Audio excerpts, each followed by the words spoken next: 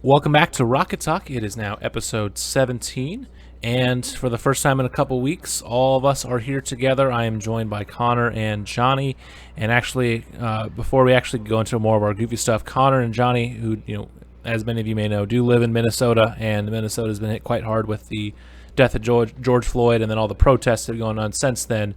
So first up, are you guys doing okay? Then, so the listeners know how you guys are doing. Yeah, doing all right. Staying safe. I guess we just want to say, guys, be smart. Stay safe. You feel any sort of danger, get out. Find a place where. Yeah, hopefully Yeah. by the time this episode goes live, everything's kind of calmed down a bit. But yeah, if not, then definitely do that. What about you, Johnny? Yeah, I'm right in I'm a few blocks away from downtown, so I'm like essentially right outside where the most of it is happening, and it's kind of like I have my windows open because it's hot and almost summertime, and so that means that I hear a lot of like what's happening outside like every night, and gotta tell you, it's kind of hard to sleep some nights because it's like there's like just some really bad noises that are hard to hear. So, Yeah. but I'm safe otherwise. Well, that's good. So I'm glad you guys are both safe, and hopefully everyone else in the Minneapolis area and other places that protests are going on are staying safe. But then moving on to some more of the lighthearted stuff with the little what you doing, what you guys been doing the last couple weeks besides avoiding, your apartments being broken into or anything like that. What are some fun things you guys have been doing? Mine, Abby and I have been rewatching Avatar, like most other people who have a Netflix account. So Great we series. are about 6 or 7 episodes into season 3. So we've been flying through. Yeah. That's awesome. It's I got my mom addicted to that show. She's like, I can't believe this is what you guys got when you were kids. I didn't get anything like this when I was a kid. Yeah, Mom-year-old. it's crazy because I watched most of season 1 and then I never really watched anything after that. So it was nice to actually finally be able to go through it. And so yeah, we'll probably finish season 3 in a couple days, and then I have to find someone with a CBS Access account for Legend of Korra, or we might just get one for a month just so we can watch that then. Exactly. Yeah. I have been watching stuff on HBO Max. I just finished up Chernobyl. It was an amazing season. And Adult Swim is on it too, so I've kind of been rewatching season 3 of Rick. Oh, nice. What about you, Johnny?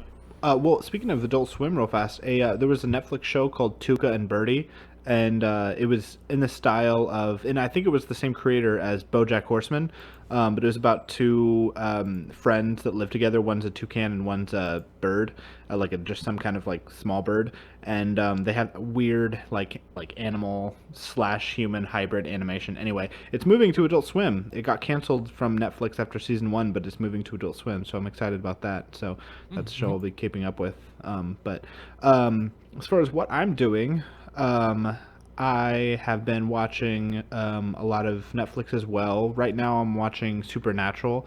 I may have said that in previous episodes because it's a 15 season show, and that's what I'll be doing for a while. But I'm currently on season 11. I watched the first 5 seasons, and then I took like a 6 month break, and now I'm watching seasons 6 through 10. And I might take another break because it's a lot of monster killing drama between two brothers. But other than that, I'm just playing a lot of old video games and watching just a bunch of different. Oh, I'm catching up on movies that I missed throughout the past year, so that's pretty nice. But I Nice. watched a. I watched. Oh, sorry, I watched a movie recently called "It's All About Who You Know," and it's a indie film, and I haven't seen an indie film in like almost a year, and I sometimes forget how like impressive they are when you like have a filmmaker that's not like a mainline every movie is filmed exactly the same way kind of deal. But it made me feels, and it's pretty good. It's about a screenwriter that wants to become famous, so he like fakes a relationship with this famous screenwriter's daughter, and in hopes to get closer to the dad. And yeah, it's really interesting. But then yeah, it's really great because he has to like play it off like that's not his intention, because of course she's had to go through that a bunch of times. And so it's really interesting to like see a dynamic of a like blossoming relationship, but also it started out from like being somewhere completely fake. So yeah, it's a really good film, and if you like to feel feels, then I recommend giving it a shot. Nice. I like it that it breaks the mold. I like independent. Yeah, for sure. Yeah, so then move on to the second topic. Actually, Connor, you kind of mentioned it too. So you've been watching stuff on HBO Max. So HBO Max did launch this past week, and so we're a few days into it. I know obviously you've messed around with it a lot, Connor. I've done a little bit. I don't know about you, Johnny, but what are your guys' thoughts then so far on another streaming service that is out here? Yet another streaming service. I am enjoying it. I've only been watching a few shows, but I've been scrolling around just to get a feel for its layout and to see what kind of shows it offers. And I think it offers about 10,000 hours of content right now. So definitely more than a week's worth of shows. And I think it is a little overwhelming right now, but once I get into it, I can't wait to take it. For sure. What about you, Johnny? Have you been playing around with it a little bit? No, not really. I really wanted to. I know that Chernobyl is definitely something that's on high on my list, but it's like you guys said, it's another streaming service, so keeping them all in line, like it's just kind of it's a little too much. I gotta limit it to like Netflix and Disney Plus and Hulu, because even that alone is like colossal. So when they have a million others that are coming out, it's really hard to like everyone has a show I'm interested in, but nothing has enough to want me to buy in. Like I can't buy it for just the one show, So I don't know. I may not go down that rabbit hole because I won't be able to find my way out if I do. Yeah, because there's a lot. I mean, because like they have like the exclusive rights to stream Friends, and they have some other disgustingly horrible shows like Big Bang Theory and other ones like that that are overrated. But they have a bunch of shows on Prince there. of Bel-Air, though. Yeah, they have Fresh Prince. They have a bunch of old Cartoon Network stuff. You can watch like both the old and the new Teen Titans, Adventure Time, Boondocks, The Wire. Looney Tunes. There's a whole bunch of old Looney Tunes. There's a good amount of DC movies on there. So yeah, there's a lot on there. It has all 8 Harry Potter films. And so I've more looked around at stuff. I haven't really watched too much outside of the recommendation Connor had last week, but I went and Abby and I always have so much on our watch list that we just keep forgetting. So this last week I made a Google Excel document, and I just go and I added movies, shows, and documentaries that on there, so that way we know when we finish with Avatar, or what movie should we watch, and then we can pull up that. And we said we wanted to watch this movie, and it's on Netflix. Let's watch it tonight then. If you guys think you're a geek, imagine having an Excel spreadsheet for your geekiness. Oh yeah. I definitely don't. I mean, I've definitely like done something similar to like make sure that I keep in line all of the things that I need to like get through, because there's too many shows and too many shows that aren't on Netflix that I didn't watch as a kid but have always wanted to. Like for instance, do you guys remember Code Lyoko? Oh my God, yeah, that is a name I haven't heard in a million years. Yeah, Right? I don't care for it. Right, I'd never seen it, but it was always something that was like something I really badly wanted to watch, but it was always like the last 5 minutes when I would turn it on TV.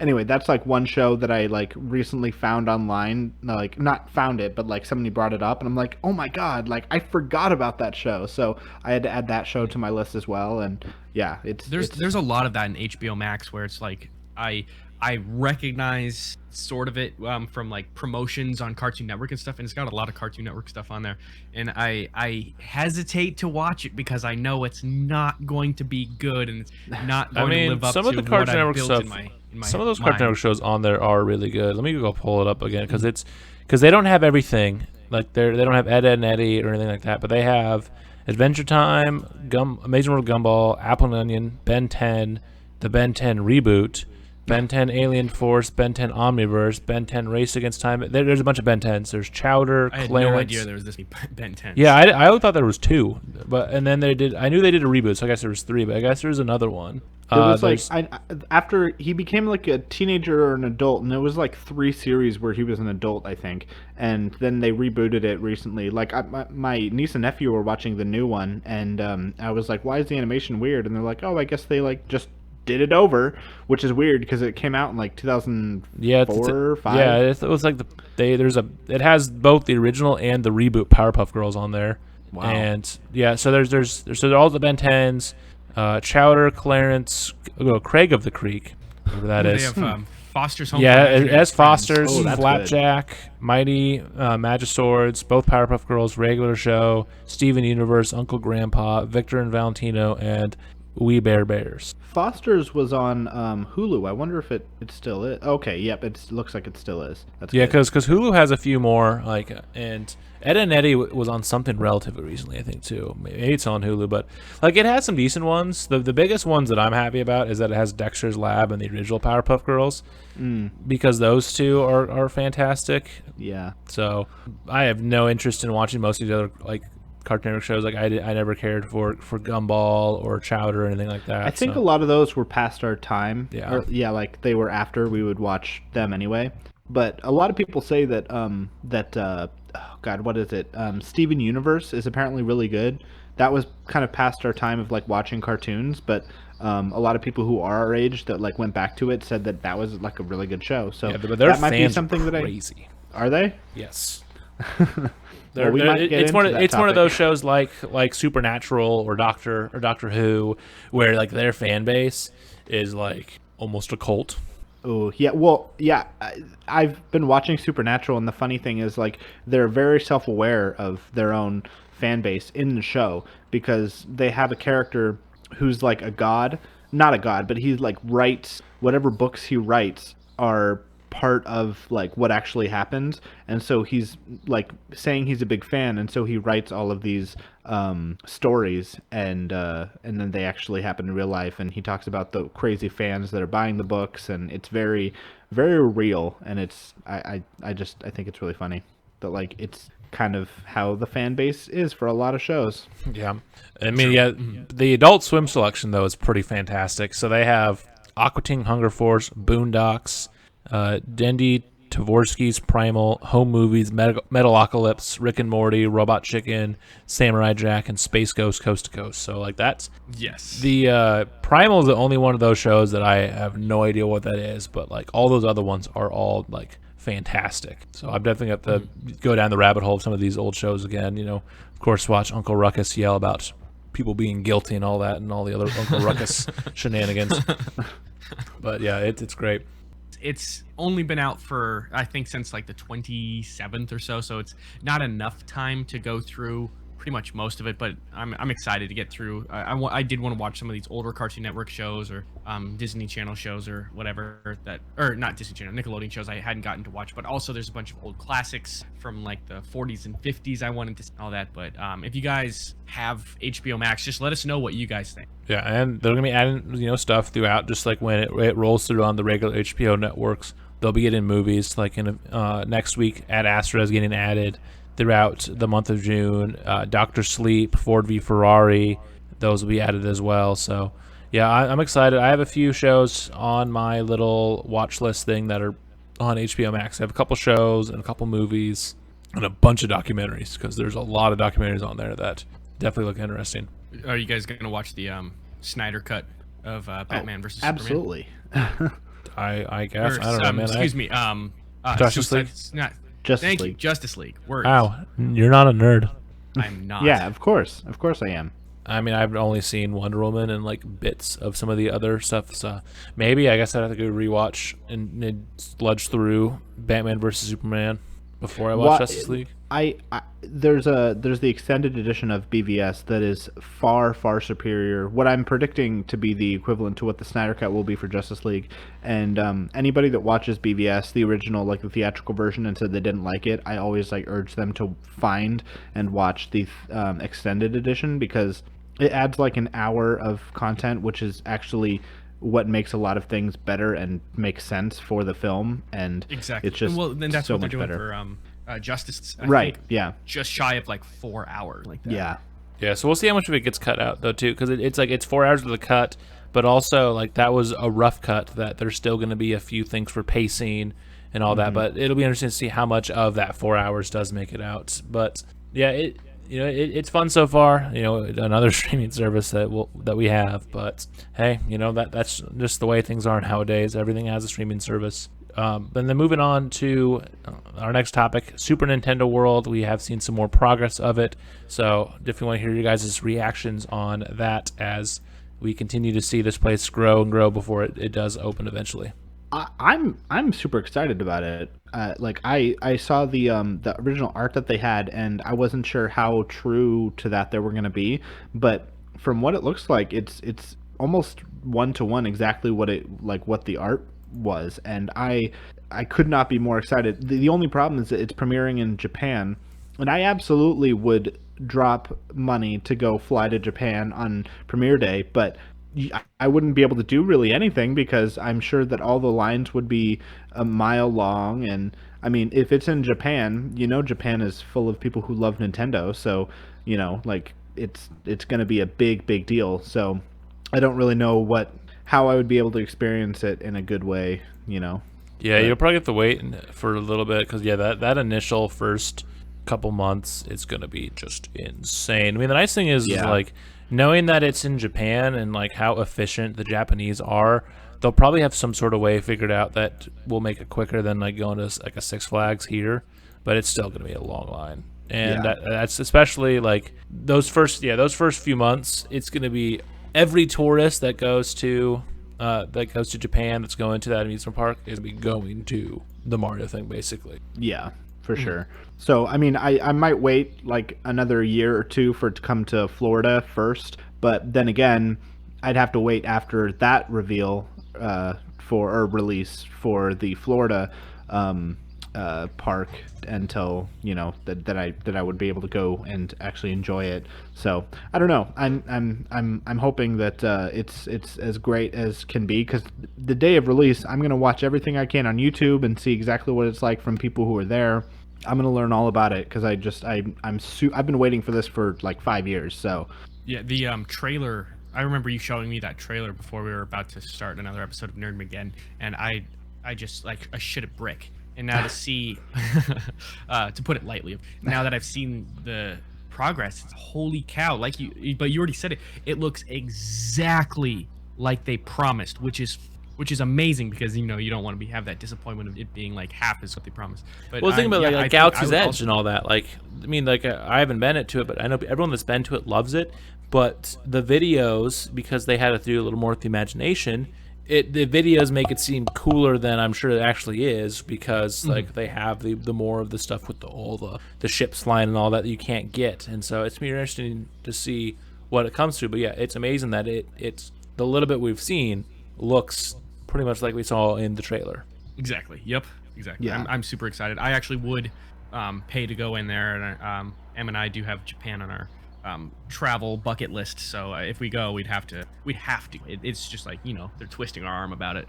For sure. But yeah, I'm excited. This will be one that we'll be watching throughout the time of the podcast, and hopefully one of us, not long after it opens, can go and experience it. The fourth news topic we have, though, is one that I was very excited about. Just like we talked about a couple weeks ago with Ghost of Tsushima, Sony did another State of Play, their versions of Nintendo Direct, with The Last of Us Part 2, and so they gave about 20 minutes of new information on the gameplay, and then gave us just about 8 minutes of raw gameplay in the middle of the game, and oh boy, this game does look quite brutal. I am very excited about that. Yeah, the graphics are holy crap. Yeah. That was amazing. And I did have a couple questions for you because out of all of us, you've played it. And I just wanted to like get your opinion on like the interaction with the environment and the we kind of got like a moment where the main character, what's her name again? Ellie. Ellie is kind of being all stealthy, trying to go talk to someone or something like that. Like, what do you think about the interaction with the environment for this game compared to the last game? With the Yeah, I'm tall excited grass, that the rope that's swings. they're expanding it, because out of everything in the original, the gameplay was where the original game was lacking, because the narrative is what drove it. It was what really drove the first game, and it's what's going to drive this one as well. But the gameplay was not anything that you haven't seen in any other survival action adventure. And like, while this is still adding a few more things you haven't really seen, it's just expanded upon it. Because like stealth is a big part of the first game. Like there's some times where you have to decide, okay, do I want to go in guns blazing, or do I want to go in stealth? And as you play on higher difficulties, you have less and less ammo because it's scarce. And actually, there is in the original game, and I'm sure this will have it too, the ammo pickups are dynamic. So if you go and you're playing on easy and you have been using your gun a little more, it will be a different amount of ammo you would get on easy and using your gun a whole bunch compared to if Johnny was playing the game on medium and was doing more stealth stuff. Like, he would get a different number of ammo based off of your difficulty level and the amount of like what was in your inventory, what weapons you've used a lot, and so it takes that into account. And so I'm sure the second one's going to add this too. But yeah, the idea with the stealth of the grass and the rope, but the fact that they're making them so they can still detect you, because the AI at times in the first game was smart, but one of the big things they did was when you have a partner, basically your partner's invisible. Like, you can find clips on YouTube of Tess or Sam or Ellie walking right in front of a human and nothing happens, and then I like basically sneeze and like, hey, wait, there he is, you know, like.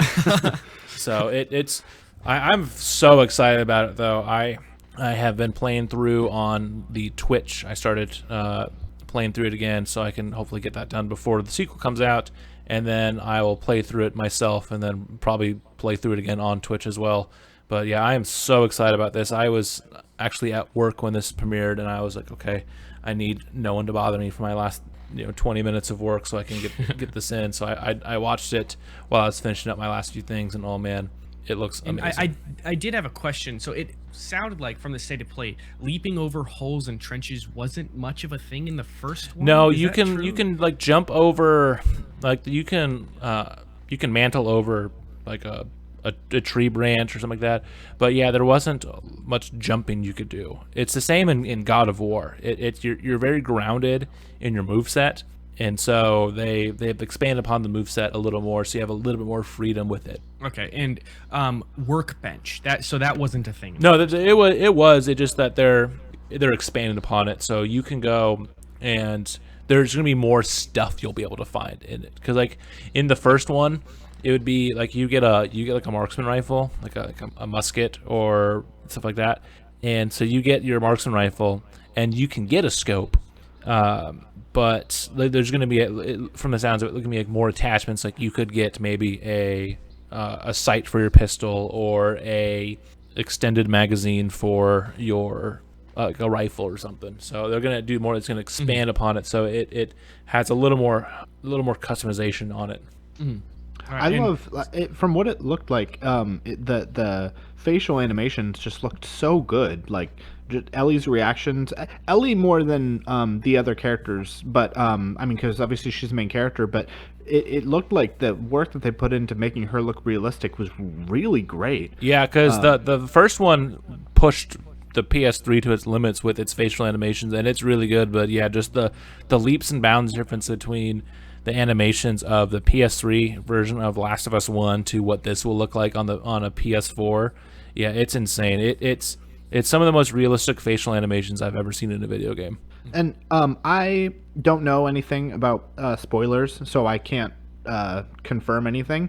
But there was a surprising lack of Joel in the trailer. So like, I don't know. Yeah, Joel has been absent of a lot of the marketing, and so I don't know, like, because a theory when the initial trailer came out way back in 2016, I want to say, when the initial trailer came out, when it was announced back in December of 2015 or 2016, Joel was there, but like with the way it was shot, people were wondering if Joel at some point between 1 and 2 actually dies, and it's like the memory of Joel, similar to Han Solo in Episode 9, or all the other times we've seen like someone. If you guys played Call of Duty Black Ops, Reznov, he helps you escape from a prison, and he dies, but he brainwashed you, so in the game you see him there, but he's not actually there. So I wonder, it might be one of those or something. There's a hint that something bad happens that makes Ellie angry and goes on her adventure, and so it looks like it's going to be either Joel or, in some of the other trailers, the girl that she is seeing. One of them is probably going to die, or both maybe. But yeah, I've been avoiding anything that's not official Naughty Dog stuff, like the plague.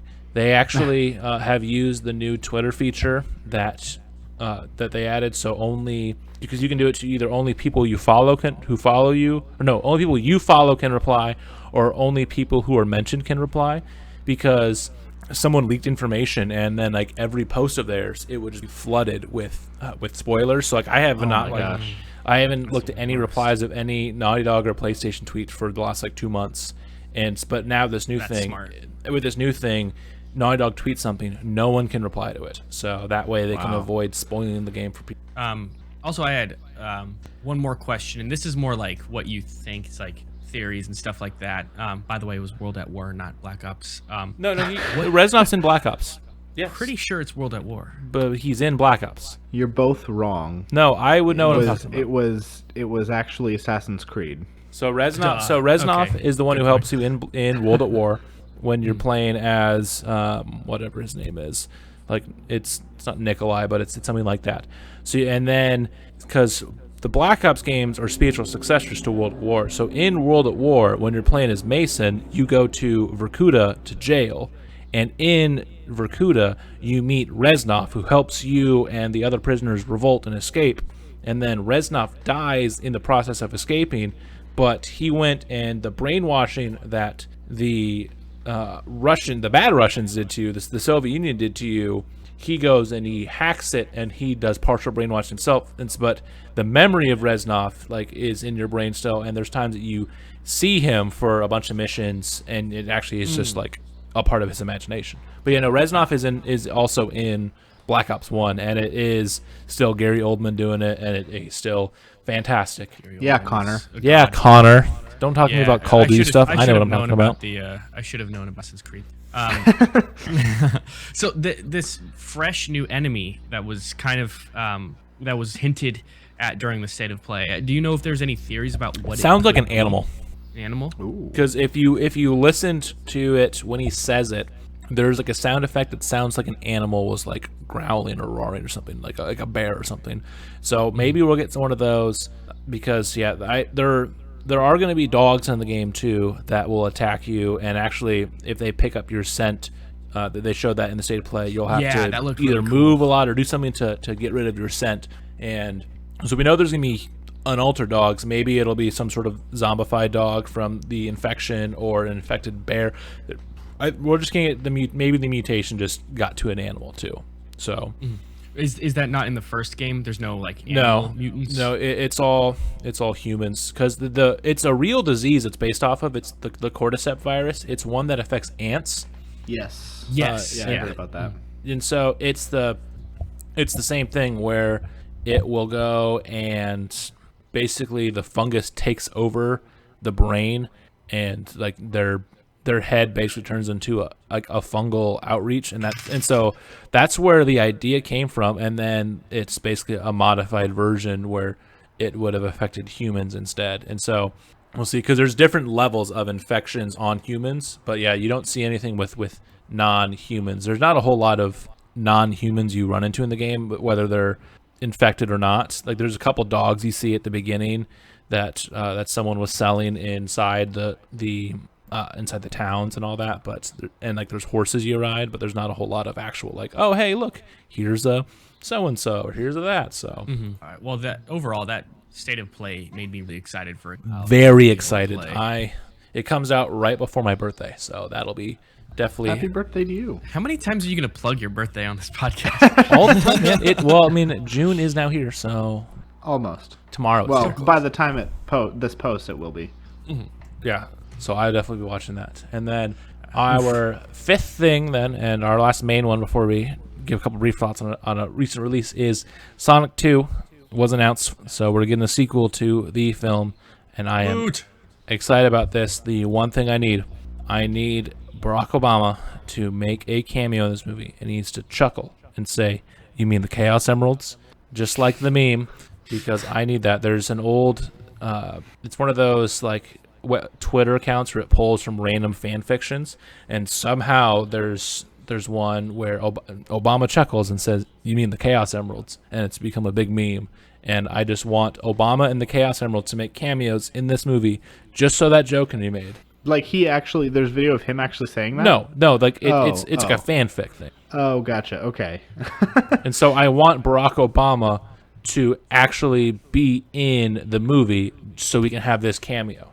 That would be perfect. Yeah, I don't get why it is there, but there's a guy named Cyfox who was on a Sonic message board, and he was posting a fan fiction, and it was telling a story about Obama in discussion with high-ranking officials and politicians when out of nowhere he brings up the Chaos Emeralds. And so then the Twitter account fanfiction_text, they will just go and they'll tweet lines from random stories that are posted on fanfic.net, and it's like, it's one of those where it's just blown up on the internet. If you go to the Twitter account, it's their pin tweet because it's like their most popular. I love that. So that's what I want in the movie. I don't care anything else. They listen to fans, so that's true. Probably. I mean, if try to pull it off at least. Sanic was in it, so I mean, they're clearly like, I mean, aware of the with memes, meme culture. Yeah. Yeah, it's that, or I need Shadow to be in the movie, and then the fourth Chaos Emerald, he needs to make a big deal about it because, where's that damn fourth Chaos Emerald? Or Knuckles saying, "Oh no." Yeah, Knuckles saying, "Oh no," or Vector. If they want to just expand the cast, put a bunch of the other Sonic characters in there. Where's the computer room? Yeah, find the computer room. Find the computer room. Find the computer room. And have that in there, and then have Silver say it's no use. So yeah, so if you Google stuff though, you can find a bunch of memes with Obama and the Chaos Emeralds, like one where he's in his super form. And also just for the listeners, we did have an episode where we covered our review of the first movie, but we also talked about what we wanted to see if they start and stuff like that. We go on for a while because I think that's the first one where we that's the one we had to split because we spent so much time talking. So much. So it's in episode 3. Robots. Yeah, I think good balance of the friends in the movie. Yeah, I'm very excited about this though. It'll be fun to see what does come with this, and hopefully it can take all the positive of the first one and then just continue to go up and up. I do really hope that, like we talked about before, that they start to ease into Sonic characters in the Sonic world and sort of ease out of being on Earth, because Jim Carrey at the very end of the movie looked more like his Eggman. Yeah, he looked like Eggman is supposed to look, and I loved that. And then with the inclusion of Tails, I'm kind of hoping that the next movie maybe adds one more character, Knuckles or Shadow, and that's it. But after, I don't want 5 new characters to appear, like Amy and Cream and Vector and Silver. I don't want all of them to appear. Who? Cream can come in though. She's wholesome enough. Cream, yeah, but I mean I want more to be focused on Sonic and Tails and their relationship, because somebody explained it in an expectation of what they would want. And a lot of this is about Sonic and how young he is and innocent, and how his relationship with Steve? I don't remember what the cop's name is. Tom. I knew it was something basic. With his relationship with Tom is very much he's the child in the relationship, but with Tails, Sonic is like a big brother. And it would be really interesting to see Sonic's relationship with somebody that he has to protect, rather than being someone that is protected himself. So that would definitely throw a dynamic in there that would be really interesting. So I'm hoping do you want that happens. Eventually the humans to be forgotten entirely, or do you just want them to be minimal? I mean, maybe a spark of Jim, Steve, Tom always being there, but I don't want them to be too much of a plot point. I kind of want them to be in the Sonic world for the most part, and then maybe occasionally Joe, John, Matthew is around and just kind of doing. He's cheering him on beginning of the movie and end of the movie, and that's kind of it, but everything else is in the Sonic world. But eventually, that's talking movie 4, movie 5, Okay, I was gonna say, because he moved in officially, he has his own right room there, so I'm they are clearly there to stay for a little while. Yeah. I don't want that to be the case until a few movies from now, but that's why I don't want too many characters to be in the next one. Tails, Obviously, he's going to be in it, and then either Knuckles or Shadow. But like, I don't want too many other characters. I mean, even if Knuckles came in, that would kind of, if he came in as a rival, that might like help things a little bit because he starts out as a rival rather than a best friend like Tails. But and then Shadow, I mean, his inclusion in a movie would like be a big selling point. So maybe save that for movie 3 or movie 4 because that would be a big deal. Yeah, for sure.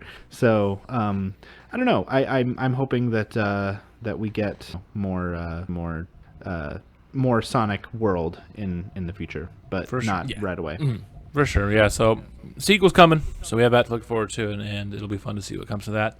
And then our last quick thing too, with Xenoblade Chronicles Definitive Edition coming out, there will be a mini episode that is live with Johnny and Gabe Ocarina 96 joining us again, and then other special guests with Connor's brother-in-law Luke, not me, another Luke joining to talk about it. So tune into that. But for those who either missed that episode or don't know much about it, John, do you want to give your quick initial thoughts on your first few hours into Xenoblade before we move into the topic of the week? Yeah, I didn't have really any experience with the game at all. It was always something that I really wanted to get into because there's not a lot of games in the series, and I'm not a big fan of jumping into something that has like 12 installments. So when the first one was announced as a reboot and enhanced port, I immediately got excited because I knew this is the perfect chance for me to jump into it. And it's not at all the kind of game that I would normally buy or be interested in, but I'm surprised with how great it is. I'm having a lot of fun with it. It's an action adventure JRPG, and the characters are really great. I love that even though Shulk is the main character, whenever I have a party, I can like switch the party around and control a different character and try out their different abilities. It's great. I'm definitely getting a handle on the different type of genre it is, which is very much like, rather than all the games that I play where you just have to jump on a bad guy to defeat them, this one is very much like you have to pick, do you want to use this certain kind of like ability that only works best, like it's called a backslash, so you go behind the enemy and you attack him then and it'll do massive damage, but if you do that in front of them, then it won't. And there's a lot of like party management that you have to make sure that everybody's staying alive and doing damage, and it's a very complicated game, which I'm not very used to, but I'm picking up as I'm playing more and more, and with the story getting more intense, and this adventure is definitely showing the threat of the bad guys as the story moves along. It's really picking up the element of high stakes, really. So yeah, it's a good time, and I am excited to keep playing it and beat it. Nice. Yeah, so then from Johnny's more thoughts on that, and then everyone else's, be sure to turn to that Rocket Talk Mini where they all go into that. But moving on to the topic of the week. This week we're going to do a discussion on just the geek culture, the nerd culture, and just some of our thoughts on it in terms of gatekeeping. Is it a place of acceptance, place of creativity, and all of that? So, Connor, why don't you start us off with some of your thoughts then on the geek culture? Sure. So I actually did a little bit of research on like the actual dictionary definition of geek and the way the word has transformed over time. Like geek used to pertain to like really obscure media enthusiasts, like back in the 40s and 50s when like Asian media started to trickle into the United States. People who enjoyed it at all were considered geeks, but it has been used today more like it's kind of anyone who has a passion for anything at all. Like if you're really into sports, you're a geek for sports and such as that. So geek culture seems to get more mainstream, as the years start coming and they don't stop coming. I mean, we're going to touch on the likes and dislikes of geek culture, of course, but we'll also be sure to include the listeners in the conversation. If you comment below, we will try our hardest to respond. Johnny is kind of the reason. Johnny and Joel specifically are the ones who kind of got me into geek culture. So if you comment below, like your involvement in geek culture, we'll try our hardest to respond. So what I did want to talk about is like the people, what I was thinking about was Comic-Con. When I think about geek culture, and stuff like that. That's kind of like the mecca for it. Like the potential for friendships in geek culture, absolutely endless. If you're involved in a lot of different subcategories of geek culture, people who have a mutual admiration for something will really, really love on you very hard, because then there's kind of this, I don't even know how to describe it. There's this unspoken bond of people. Like if you go to a Comic-Con and you're dressed as someone from your favorite TV show, people, even if they're not dressed the same way, people like know exactly what you're talking about. And then there's like this mutual respect they have for you. Like you're really passionate about this, I'm really passionate about this. Even if I don't watch or consume that media, there's this unspoken bond that you'll have for each other, because that you're embracing the geek. I don't know, Johnny, I've gone to a couple Comic Cons with you. I'm sure you've probably experienced something very similar. Yeah, it's hard to not make friends, like you said, because when you're there, you see people like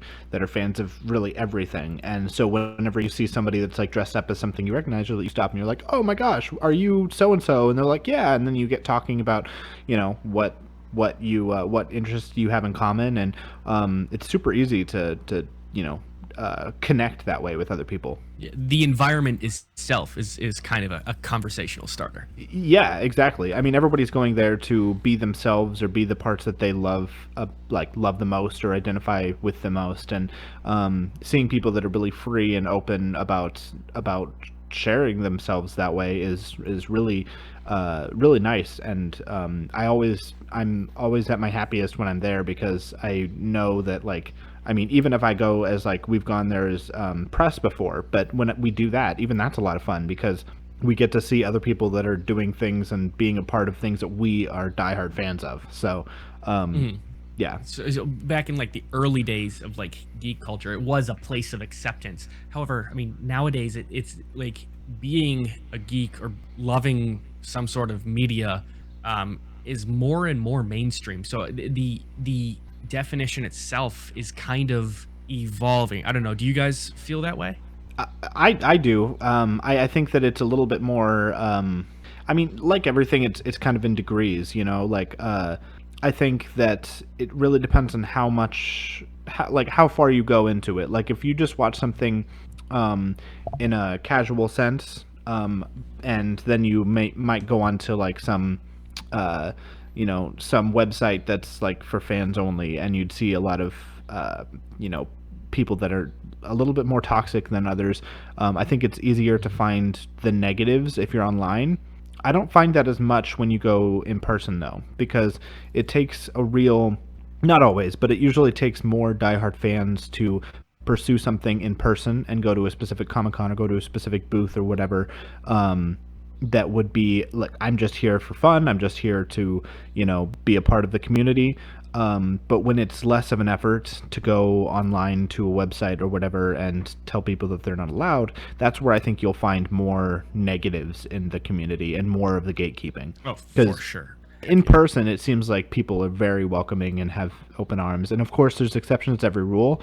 But I think far and away, the more effort you go into pursuing other people like that like what you do, the easier it'll be to find a nicer community. Yeah, because it's just easier online when you have keyboards and people can't see your face to go and just spew all the hate. Just like, I mean, a perfect example of a toxic community is Star Wars. The Star Wars movies are fantastic. I love the movies. I'm someone that I'm not super deep into lore, but I know a good amount of the lore of the full expanded universe, and it's great. But the Star Wars fans on stuff that which, like, if they don't like something, they will let you know they don't like it, and they will be horrible about it, because we've seen it with The Last Jedi is a perfect example. That is a movie that people either love or hate, and the ones who hate it will not shut up about why they think it ruined Star Wars and this and that.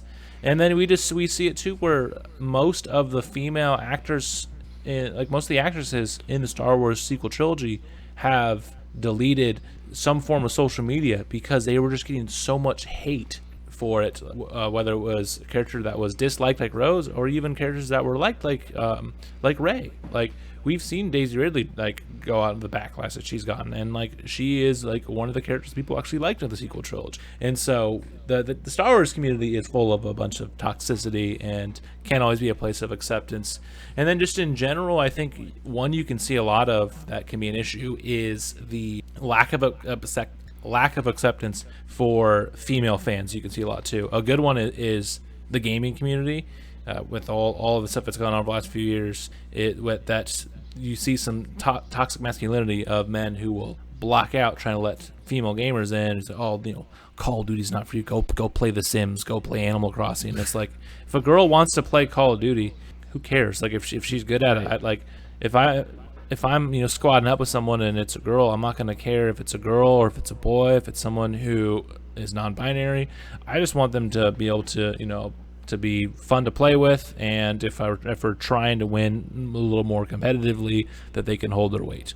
But and going off that, you'll see a lot of things that are like even if you enjoy it, you're not good at it, or even if you're good at it, you're only good at it because you want to be like the boys, or even if you're good enough to beat the boys, you're only doing that to it's never enough for some people, and so it seems like you said, Luke, like for girls in gaming, I mean, none of us can relate personally, but from what I've seen on the outside, it definitely seems like there's some toxic people out there who just want to say, like, this is a boys club and no girls are allowed because I say so. And like, why? Like, why is it so important that your version of a fan base can only be one thing? Well, another one going off it is the portrayal of Ellie in The Last of Us. People are mad because she doesn't have big boobs and a big butt and isn't over sexualized. Like, she's a normal 19-year-old girl that has normal 19-year-old like physicalities to her, and it's ones that like not every girl has is a double D and is only 130 pounds or 110 pounds or whatever they want it to be.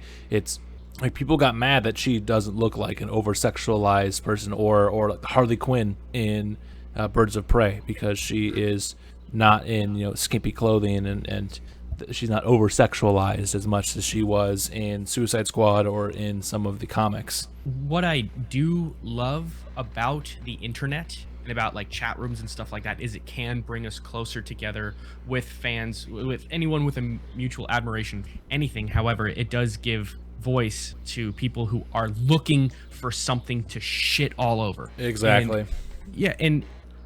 Johnny, I mean, you said it before, like in person, the 99.9% of these people, even if they do have toxic thoughts, are going to be, they're going to have a filter because now there's, consequences of being in person. But as soon as like that screen is in front of them and they have a keyboard, they're going to find something, even a perfect movie, television show, video game. They're going to look for something that they just desire to shit all over. And it's really a sad existence that they live because they cannot find something to love. And the people that are loving something, regardless of what it is, they're having fun and they're getting the most out of whatever media it is. And for some reason they look at that and they're like, oh no, too much happy shit. Yeah. Luke mentioned earlier about Star Wars and how people aren't, big fans of the sequel trilogy or the prequel trilogy, and it made me think, like, if somebody was cosplaying as Rey or as, young Obi-Wan, I can't imagine if somebody that saw that came up to them and said something snarky or said the series was shit or the movie was shit or whatever. I can't imagine that person, the friend group that they're with, and maybe other surrounding fans wouldn't turn around and tell off the person, the toxic fan that's like, no, like, fuck you. Like, I'm here to be me. I'm here to do what I want and dress however I want and be whichever character I want. And fuck you if you think I'm not allowed to.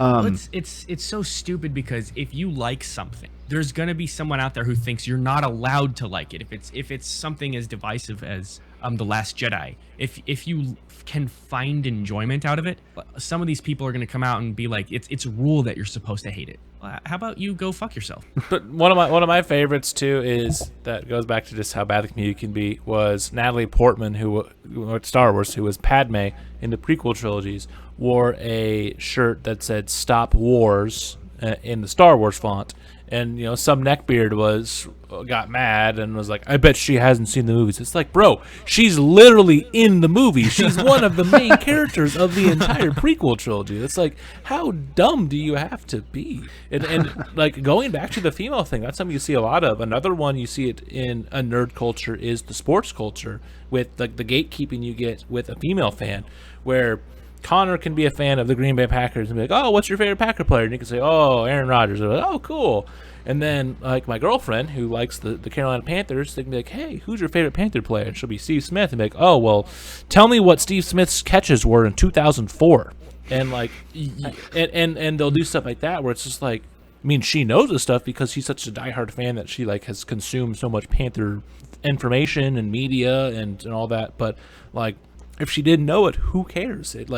You're gonna find a man who's not gonna know who the starting left tackle was on the 2015 Tennessee Titans because they're not gonna know that. That's this guy right here. And it seems like yeah, exactly. Like for women, there's never enough. Like, you're never enough of a fan. Like, if you like them, yes, but what about this? Do you know this information? Okay, you know that. Well, do you know this information? Oh, seven questions later, you don't know something. Impress a boy. Exactly.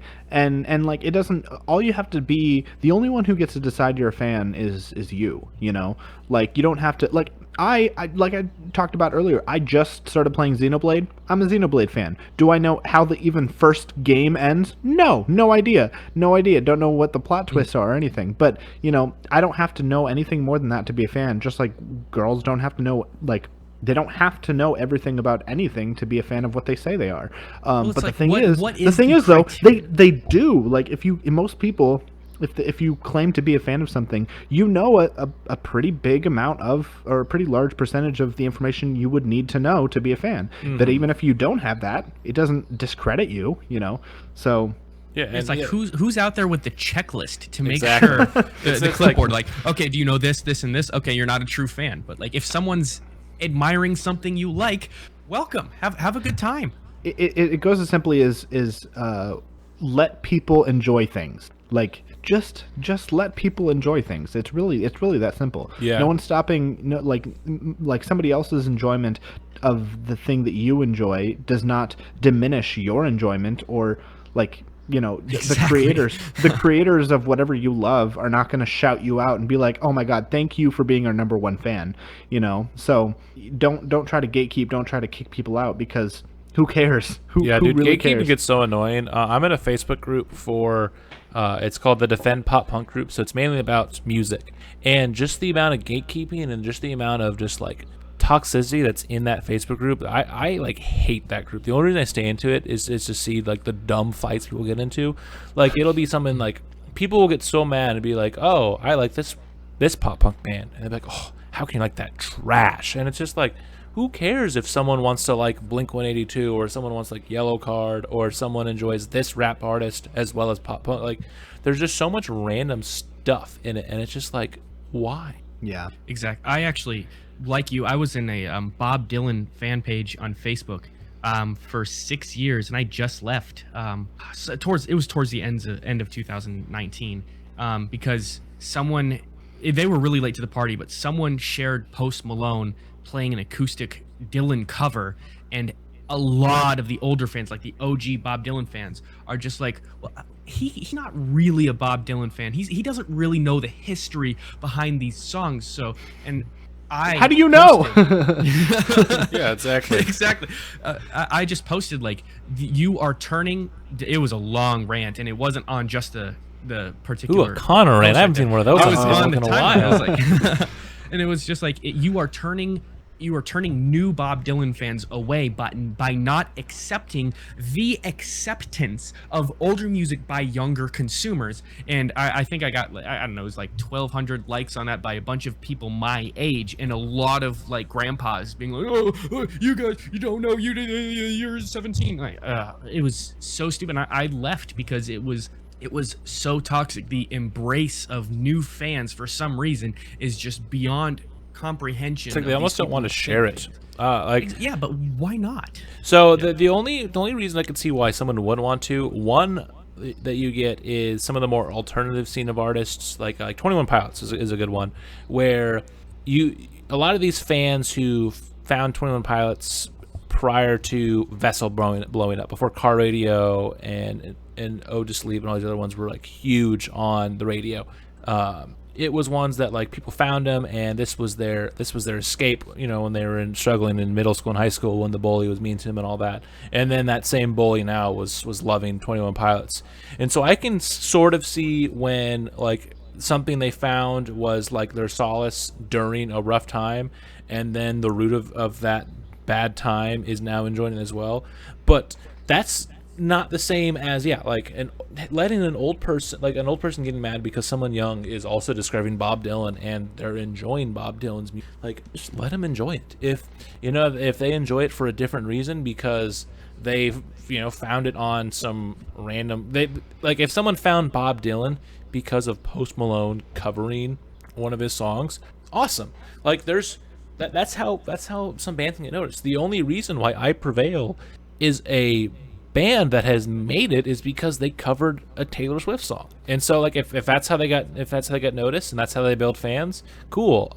Do I have to care about their music as much?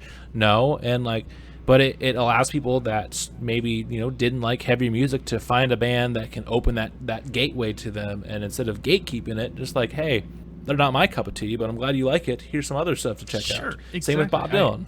I just don't understand why the majority of people do have that mindset, but why are there some people who just don't get it? I think one thing people forget is that music artists, kind of any artist really in particular, but music artists especially, they don't have to make their music for they're not making their music based on what their fans want. They're making their music based on what they want to make and hope that they have fans that want to listen to it.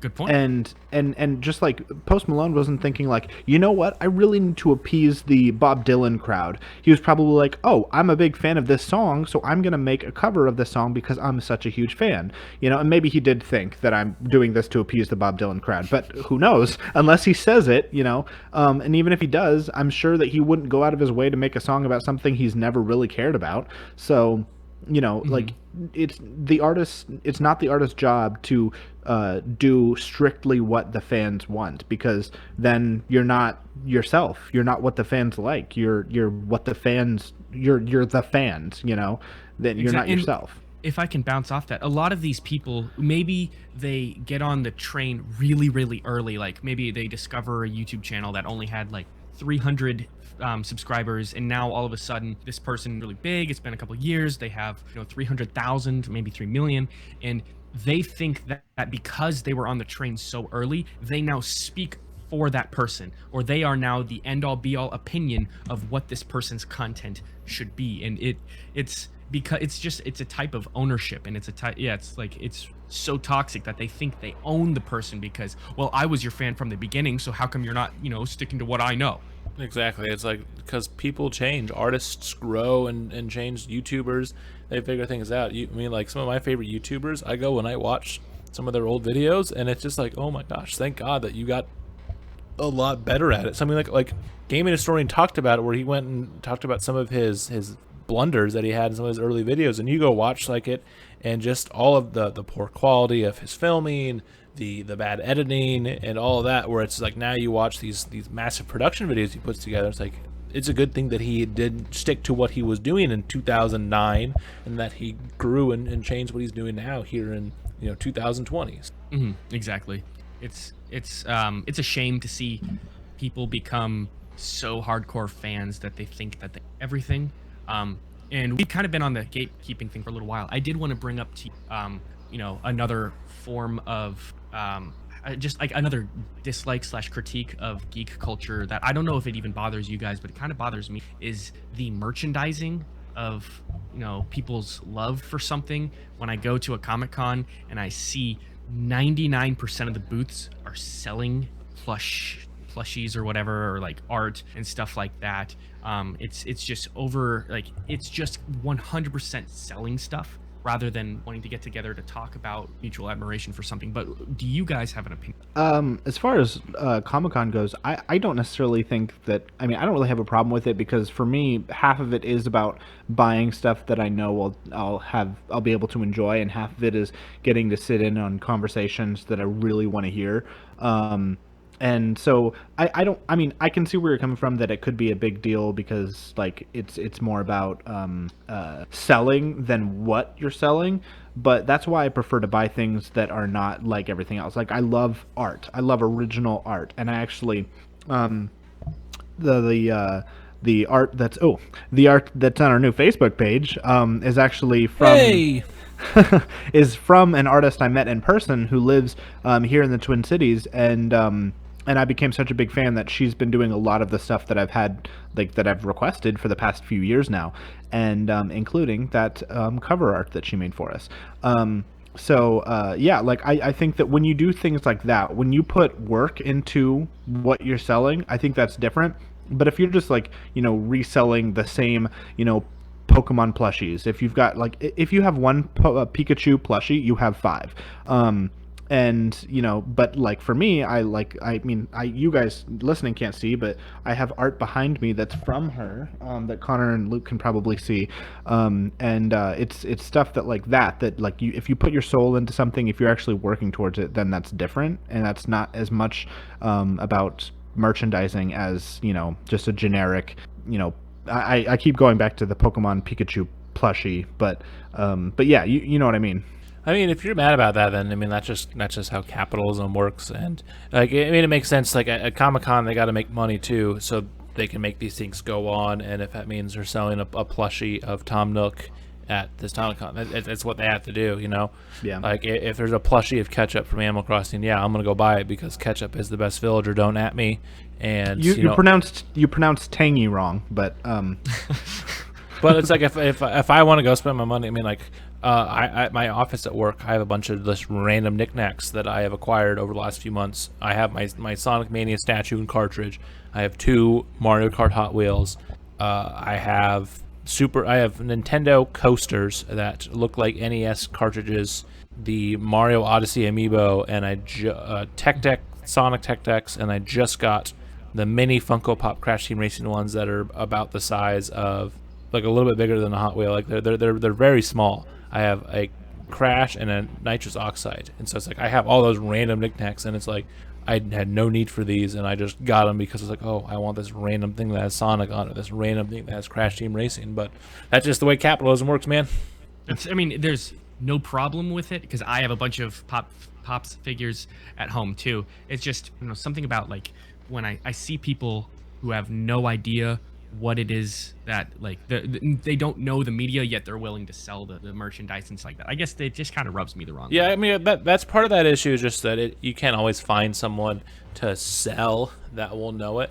And that would just be more than on whoever set up those booths. Not as much of an issue with the nerd culture. It'd be one that, yeah, it's like the same thing like with when I get mad when someone reviews some form of media and they don't like know or like that form of media. When there was that movie Draft Day that was about a NFL executive, and it was about the NFL draft, and I've seen bits of it, and it was an okay movie. But one of the reviews I saw for it was a guy who was like, I don't know much about football, so I didn't enjoy the movie, but I'm sure someone who did would. It's like, well, then, like, have someone else review it at your newspaper who, like, knows football. It's like, I'm not going to trust a review of someone who, like, doesn't know it.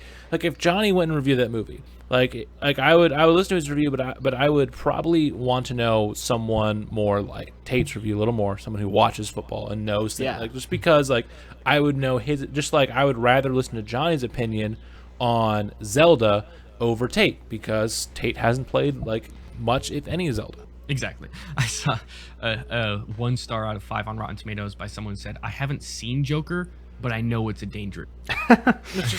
Oh, don't even get me started on fan reviews. There's so much stupid stuff when it comes to a fan review. You'll look at a thing on Metacritic or Rotten Tomatoes, and they'll be like, "I like this game, but I couldn't get past this one level. 0 out of 10." It's like the game is not unplayable. I hate fan reviews so much because they just don't know how to properly like rate something. So, but oh well. All right. Do we have any final thoughts on geek culture in total? Any other new topics we want to discuss about it? I mean, it's cool, but also it's toxic, and just let people enjoy what they want to enjoy. And if that means you got to help them learn some more things, just don't be a dick about it.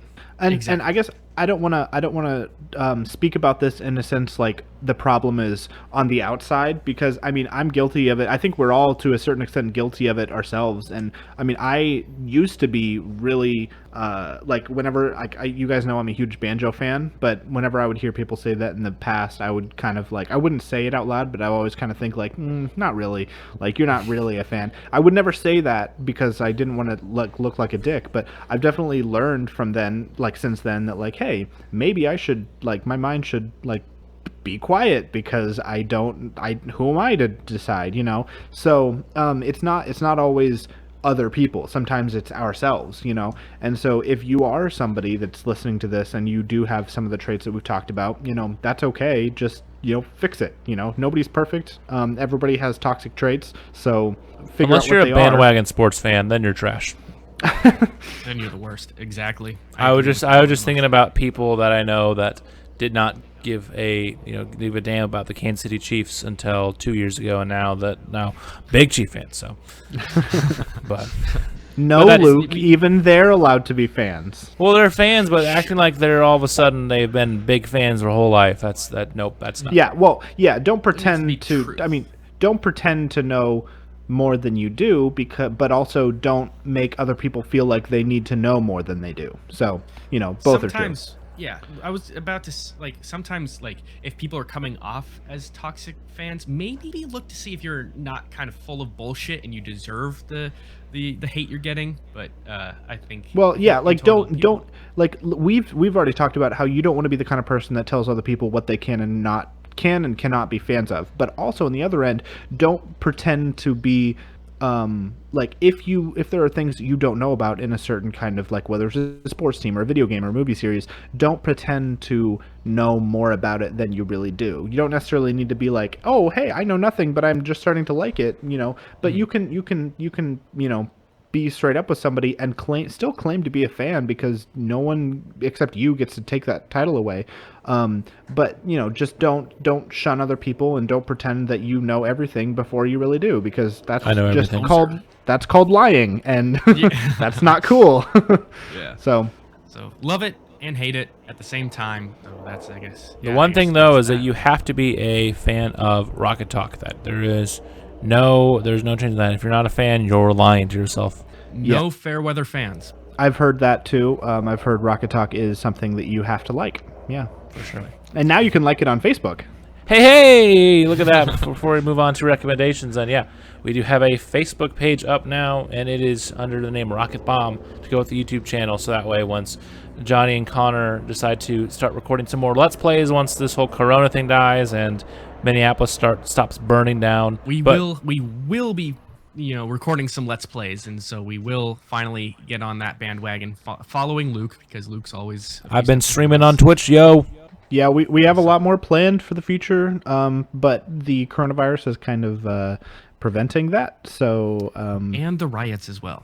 Yes, but go like the Facebook page. Two things getting in our way. Exactly. Go like the Facebook page, follow the Twitter and us on Twitch if you haven't yet already, because then you can see more content besides this podcast on Sundays and the occasional mini episode on Wednesdays. But now we can move on into recommendations then. So it was Connor's turn last week with They Shall Not Grow Old by Peter Jackson, and it was Court's turn as well with his YouTube video on... it was films of the 2010s or the 2000s. I watched both. I can't remember which one. 2010s. Okay. A decade in film. Yeah, that's it. So why don't we first talk about Connor's? Connor, first off, why don't you talk about why you picked this film or this documentary, and then we'll go into more. It was awesome. I remember seeing the promotional for this Oh, a long time ago, and it just blew my mind. I was like, I need to see this. I need to see it in theaters. So I did go and see it in theaters, and now then I bought it on YouTube, and now I have it on HBO Max, and so I've seen it in total 3 times. And it was it even the third time I've seen it is just as emotionally moving as it was the very first time, to bring World War One footage to life, colorizing it, making it 3D, and then hiring professional lip readers for the sound, and hiring sound designers to go and find the actual equipment they use, like actual cannons and stuff, and record it. And it's deeper, more human experience for me. And I wanted you guys to feel the emotions that I did, even if you might not be the biggest World War One nerds out there. I'm not the biggest World War One nerd out there, but you can still appreciate the groundbreaking work Peter Jackson and his team did. So Yeah, what for did sure. you guys think? Yeah, it's for sure. We definitely seen an uptick in World War One content over the last few years, with the technology getting better, so we can portray it. I mean, we've seen it in video games, we've seen it in movies, and so yeah, I was very excited for this as well, because I remember seeing the trailer as well. And I was like, oh my gosh, like they're taking 100-year-old footage and like somehow making it like work in the modern age. And it still blows my mind like how they like do some of this, because it's like how do they make it widescreen, how do they do that, like but yeah, it was I didn't like it as much as I thought I would. I still enjoyed it, but man, it was just crazy to see the fact that we saw 100-year-old footage brought to life with modern techniques, with the voice acting to make it feel like you were there.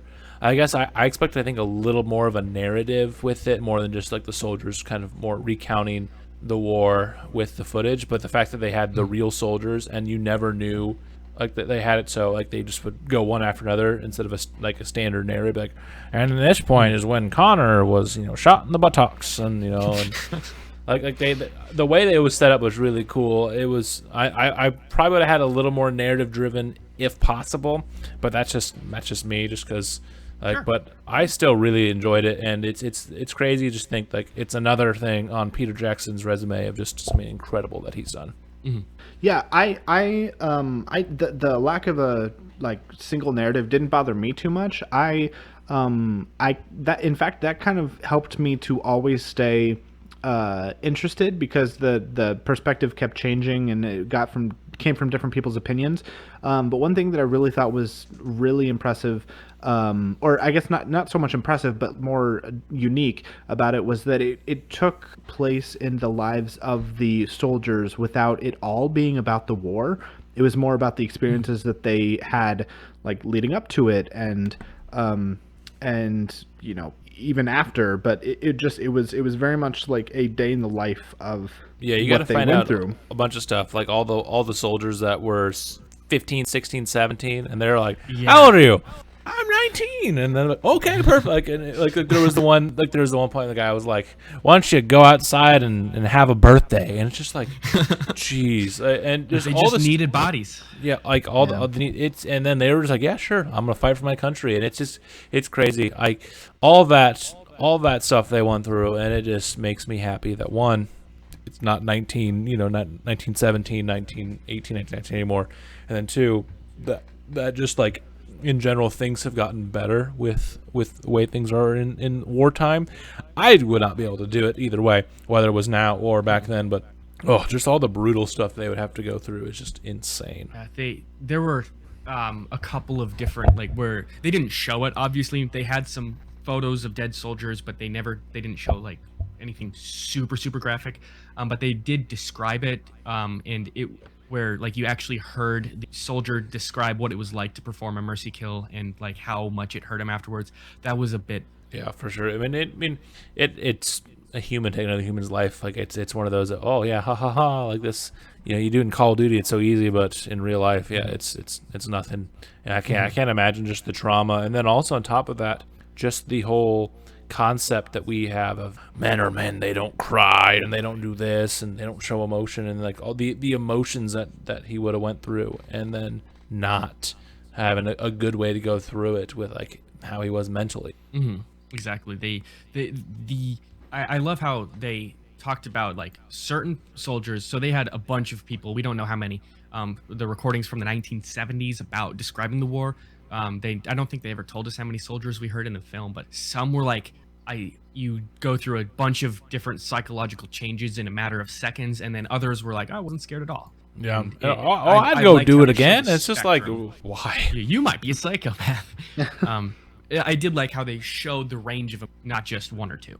For sure. Yeah, it was definitely interesting. Johnny, what would your rating be then out of 10? I would give it, let's see, 7.5 pairs of butt cheeks on a log. Oof, and then the log falls. Yep. Ouch. Yeah, I would give it 7 soldiers lying about their ages out of 10 to go fight in the war. Fair enough. And then Court's one was the teaser for A Decade in Film for movies of 2010. So it was about a 2-minute video that was a teaser for a longer video that he made for like a decade in film for the 2010. So it was cool to see this kind of just this ultimate mix of some of the best movies that we got over the last decade. I mean, like there was Baby Driver, there was all of these. Can you name them all right now? No, I don't have a list pulled up. And there's No, just I too meant many. all of the movies in the last decade that came out. Oh yes, every single one. But like there's heavy hitters. There's Get Out. There's Creed. There's MCU movies, Inception, The Dark Knight, Scott Pilgrim. Like there's so many great Hunger Games. There's so many great movies that are in this whole thing, and it's cool to see them all come together in like one video. Yeah, for sure. So we don't have Court to give his reason why I picked it, besides the fact that he's a big film guy and it probably just interested him. So, but yeah, what were you guys' thoughts then on the video?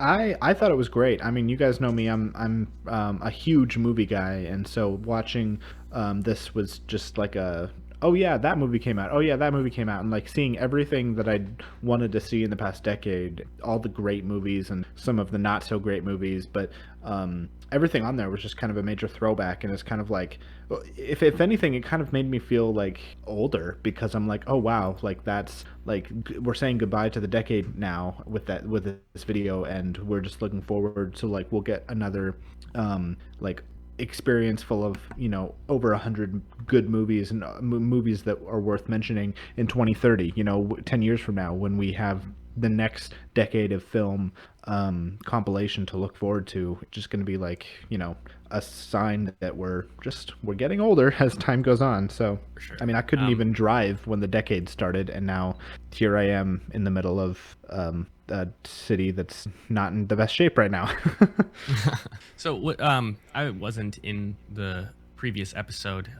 So when I heard the episode, I actually went and watched the full length. Was the actual recommendation just the teaser and not the full length video? I watched the. Yeah, I did too.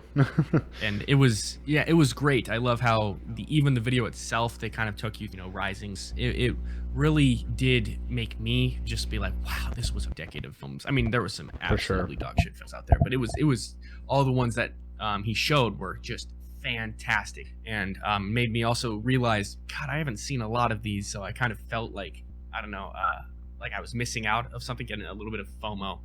But it was a great recap of the decade of film, and I'm really enjoyed the recommendation. Yeah, Court did another great recommendation there. It was a little shorter than than what the Fantastic Four video was, but it was still very good. So, now that we have those done, we're now back on to Johnny. Johnny, it is your turn again to give us your recommendations. So what do we got this time? So I'm going back to what I had regularly been recommending for you guys. I'm going to do another Nintendo Switch video game demo.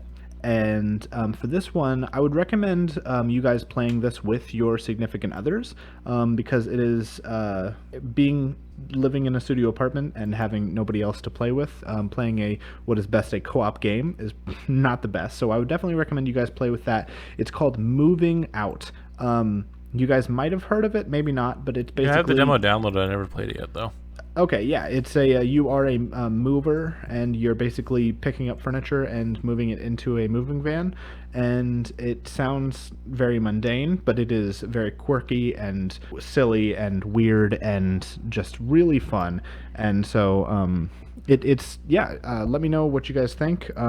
It'll either get you and your significant others closer together, or it might make you want to throw things. I don't know, but let me know what you guys think when you play it, because I had a lot of fun, but I only had myself to blame. So let me know who you guys blame when next week. I'll I still remember probably seeing blame you. Oh, okay. Yeah, I love these quirky, like random stuff like this. Like, there's another one that got added to the Switch and PS4 recently called "What the Golf," and it's a golf game.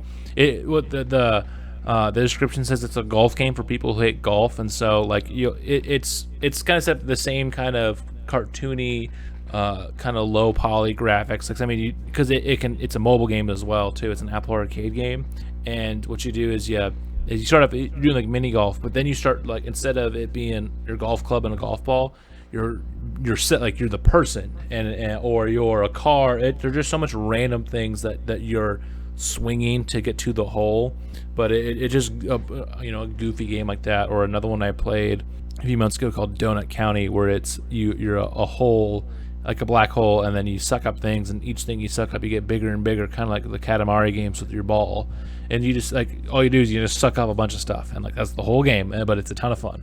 Yep. So this one is called Moving Out, and it's a two-player game.